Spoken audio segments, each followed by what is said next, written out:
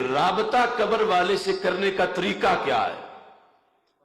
امریکہ نہیں کر سکتا، لیکن سائی وال کا مسلمان کر سکتا ہے۔ سرکار طریقہ بتا کے گئے، اور اس حدیث کی سند پر ابن قیم جو ابن تیمیہ کے شاگرد، کتاب الروح کے اندر انہوں نے کہا اس حدیث پر کوئی اعتراض نہ کرے اس کی سند پر۔ کیوں؟ کہتا ہے کہ اگر یہ بات کمزور ہوتی صحابہ اس پہ عمل کیوں کرتے؟ کہ ہمارے آقا صلی اللہ علیہ وسلم ارشاد فرماتے ہیں اذا مات احدکم، جب تم میں سے کوئی فوت ہو جائے، جنازہ ہو جائے، تدفین ہو جائے، پھر فرما فلیقم احدکم علی رأس قبرہ، ایک تم میں سے اس کی قبر کے سرانے کھڑا ہو جائے، کہ سر کی طرف کھڑا ہونا ہے، تدفین کے بعد کھڑا ہونا ہے، مٹی ڈال دی گئی ہے، پھر فرمایا اس قبر والے کا نام لے کے اسے بلانا ہے، اور نام لے کے ایسے نہیں بلانا سنگل، ساتھ اس کی امی کا نام بھی لینا ہے۔ مثلا ایک بندے کا نام خالد ہے، امی اس کا نام زینب ہے، تو کہنا ہے یا خالد ابن زینب، اے خالد زینب کے بیٹے۔ سرکار فرماتے ہیں جب تم پہلی بار بلاؤ گے یسمع ولا یجیب، سن تو لے گا مگر جواب نہیں دے گا۔ دوبارہ کہو یا خالد ابن زینب، سرکار فرماتے ہیں یستوی جالسا، اب قبر میں سیدھا ہو کے بیٹھ جائے گا۔ تیسری بار کہو یا خالد ابن زینب، سرکار فرماتے ہیں اب بول بھی پڑے گا، لیکن سنائی ہمیں نہیں دے گا۔ وہ جو چارپائی پہ لیٹا تھا تو نہیں سنائی دیا، اب تو قبر میں ہے، لیکن ہمیں اپنے کانوں کے سننے پہ اتنا یقین نہیں جتنا سرکار کے کانوں پہ یقین ہے۔ اب وہ بولتا ہے تو کہتا کیا ہے؟ فرمایا وہ کہتا ارشدنی رحمک اللہ، ارشد، او میرے مرشد، ارشد، مجھے گائیڈ کرو، خدا تجھ پہ رحم کرے، بلا رہے ہو تو مجھے لگتا ہے تم کچھ مجھے بتانا چاہتے ہو، یہ مشکل وقت ہے، منکر نکیر کی آمد ہے۔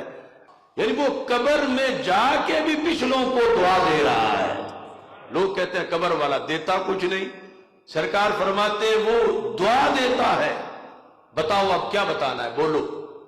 تو سرکار فرماتے ہیں اب اس کے مکمل رابطہ بحال ہے، تم جو بولو گے وہ بولے گا، اب جو بولنا ہے وہ سرکار نے آگے لفظ بتائے ہیں لیکن ہیں عربی میں۔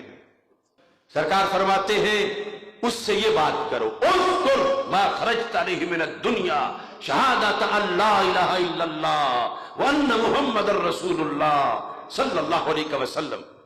اے خالد، یاد کر اس عقیدے کو جس عقیدے پر رہتے رہتے تیری جان نکلی ہے۔ یعنی تو نے مرنے سے پہلے گھنٹہ تو کیا ایک منٹ پہلے بھی وہ عقیدہ نہیں بیچا، تو ڈٹ کے رہا، روکی سوکی کھا کے تو نے عقیدہ آخری وقت تک بچایا، تو کامیاب ہو گیا اپنا سچا عقیدہ لے کے دنیا سے نکلنے میں۔ اب تو اس عقیدے کو یاد کر۔ پھر کیسے یاد کر؟ سرکار نے فرمایا اسے یہ کہو کہ تو نے ساری زندگی اللہ کو وحدہ لا شریک مانا، تو نے ساری زندگی حضرت محمد مصطفیٰ صلی اللہ علیہ وسلم کو آخری نبی اور آخری رسول مانا، تو نے قرآن کو امام مانا، تو نے اسلام کو دین مانا۔ یہ چار چیزیں سرکار نے فرمایا کہ تم نے اس سے یہ میری حدیث سنانی ہے۔ تو سرکار فرماتے ہیں اتنا وہاں جا کے باصلاحیت ہو چکا ہے، اب دنیا میں ہو سکتا ہے کہ نکاح پڑھاتے وقت اسے کلمہ پڑھائیں تو بار بار دہرانا پڑے۔ اب دو جہانوں کا فرق ہے، ادھر پڑھنے والا دنیا میں ہے جو کہہ رہا ہے کہ پڑھو، اور وہ برزخ میں ہے، لیکن دین کا کرنٹ بڑا مضبوط ہے، یہ امریکہ کے پاس نہیں، یہ ہے دین مصطفیٰ صلی اللہ علیہ وسلم۔ شرط یہ ہے کہ وہ قبر والا بھی مسلمان ہو اور بحر والا بھی مسلمان ہو، اور مسلمان ہونے کے ساتھ پھر یہ بھی ہو کہ قبر والے کو یا سے بلانے کو شرک نہ کہتا ہو، ورنہ تو یہ کہ اسے بخشواتا خود ہی نکاح توڑوا بیٹھے کہ اس نے شرکیہ جملہ بول دیا. اب وہ باہر سے بول رہا ہے، اندر سرکار فرماتے ہیں کہ وہ بولنا شروع ہو جاتا ہے، اللہ ربی اللہ ربی اللہ ربی محمد النبی صلی اللہ علیہ وسلم.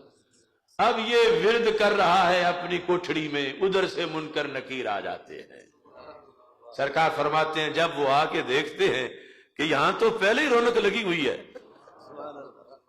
یہ تو سوئے ہی نہیں، یہ تو بندہ جاگ ہی رہا ہے، ہم نے بٹھانا تھا آ کے اس کو، اور ہم نے آگے پھر سوال کرنے تھے، اور یہاں تو سوال جو ہم نے کرنا تھا یہ جواب خود ہی پڑھ رہا.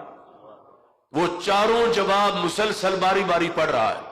تو سرکار فرماتے ہیں کہ فرشتے پھر رب سے رابطہ کرتا، رب اس کا کیا کرنا ہے، کہ اس کا بھی امتحان کیسے ہوگا، یہ تو چپ ہی نہیں کر رہا.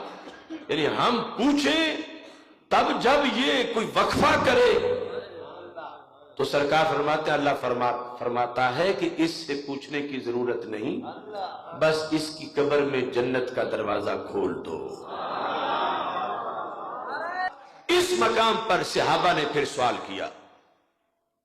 پہلے جب یہ بات آئی تھی کہ بلانا یا سے ہے اور بلانا قبر والے کو ہے، تو اگر یہ آج والا دین ہوتا نا جو کچھ لوگوں نے بنایا ہوا ہے، جو مسجدوں کے محرابوں سے بھی یا کاٹتے رہتے ہیں سرکار کے نام سے کہ شرک ہو جائے گا، اگر اس طرح کی کوئی صورتحال وہاں ہوتی تو صحابہ کہتے یا رسول اللہ صلی اللہ علیہ وسلم طریقہ تو بڑی قیمتی آپ نے بتایا ہے، لیکن یہ جو یا کے ساتھ بلانا ہے تو اس میں تو شرک ہو جائے گا.